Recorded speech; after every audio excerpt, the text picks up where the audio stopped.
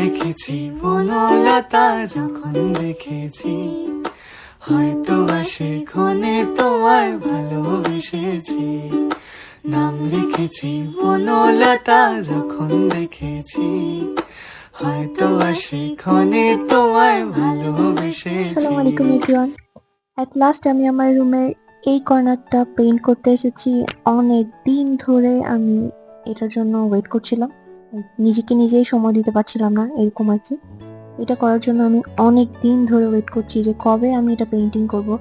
এমন না যে কেউ আমাকে ধরে রেখেছে যে না করতে পারবা না, বাট সামহাও আমি টাইম ম্যানেজ করছি না, নিজের মনকেই বোঝাতে পারছিলাম না যে হ্যাঁ এটা আমি এখন করব। ফাইনালি আমার বাসায় যখন চাচি রাতে 12টায় আমি ডিসাইড করলাম যে না আমি এটা এখনই করতে বসবো। তো সব রং পেন্সিল সবকিছু নিয়ে বসে পড়লাম।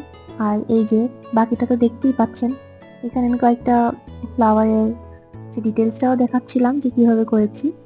ওরা সবাই খুব মনোযোগ দিয়ে দেখছিল, চাচি আম্মু ইপা কতক্ষণ নিজেদের ফোনে, কতক্ষণ আমার এখানে আমি কি করছি, দাঁড়িয়ে দাঁড়িয়ে আঁকছি, বসে বসে আঁকছি, পারলে শুয়ে শুয়ে এঁকে ফেলতাম, but that is not possible. তো এই তো আঁকছি তো আঁকছি। ওই সময়টাতে বেশ ঠান্ডা ছিল, দেখো কত কিছু পরে তারপরেও আঁকছি কেন মানে জানি না, আঁকতে হবে এই জন্য। তো লিটারালি এটা আঁকাকালীন একটা স্টোরি বলি। যখন এটা চলছিল একদিন আঁকছি, পরে হচ্ছে একদিন মাঝখানে রাতের 2টা বাজে আমাদের মনে হয়েছে যে আমরা শাড়ি পরবো। তো কেন সেটার কোনো লজিক নেই, নো ওকেশন নাথিং। তো চাচি আম্মু শুয়ে আছে, ও ঘুম ঘুম চলে আসছে। আমরা দুজন কি করলাম, চুপি চুপি মানে আমি আর রিপা চুপি চুপি শাড়ি টাড়ি নামিয়ে হচ্ছে পড়তেছি। তো চাচি আম্মু তখন জেগে আছে, পরে জাগলো আর কি। এখন সে খুব মানে বদার যে আমরা নাকি পাগল ছাড়া কিছু না, যে রাতে 2টা বাজে গিয়ে শাড়ি পরে। আমরা পরি ভাই, তাই না? আমি জানি অনেকেই রিলেট করবে, বাট অনেকেই করবে না। জানি না কেন আমাদের শাড়ির প্রতি এত অবসেশন ভাই। মানে ভালো লাগছে না যদি কেউ বলে, সাথে যদি কেউ থাকে এনকারেজ করার মতো যে চলো শাড়ি পরি, হ্যাঁ উইদাউট এনি রিজন আমরা শাড়ি পরে ফেলবো। তো আমরা জাস্ট শাড়ি পরে ছবি টবি তুলতেছি।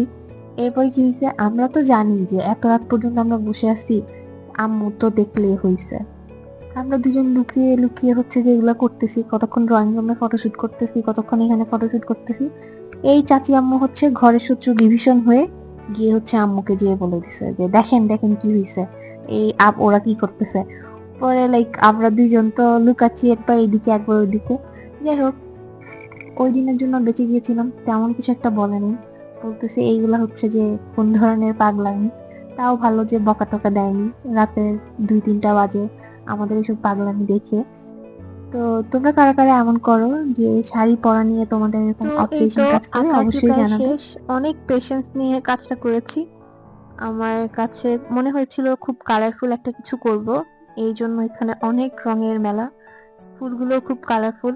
আর এই তো কার কাছে কেমন লেগেছে অবশ্যই জানাবে। আমার কাছে মনে হয়েছে জায়গাটা একটু কালারফুল হলে ব্রাইট লাইভলি লাগবে।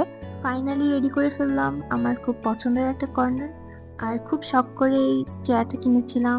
তো পাশাপাশি আছে আমার আরো একটা পছন্দের আয়না, আর পেন্টিংটাও অবশেষে করে ফেলেছি, বাট পুরোপুরি এখনো কমপ্লিট হয়নি। এখানে আমার আরো লাইট অ্যাড করতে হবে, ব্যাকের কিছু লাইট নিতে হবে। তো তারপর আবার একটা ফাইনাল লুক দেখাবো। এই তো আমি আর রিপা। তো আজকের মতো এখানেই শেষ, আল্লাহ হাফেজ।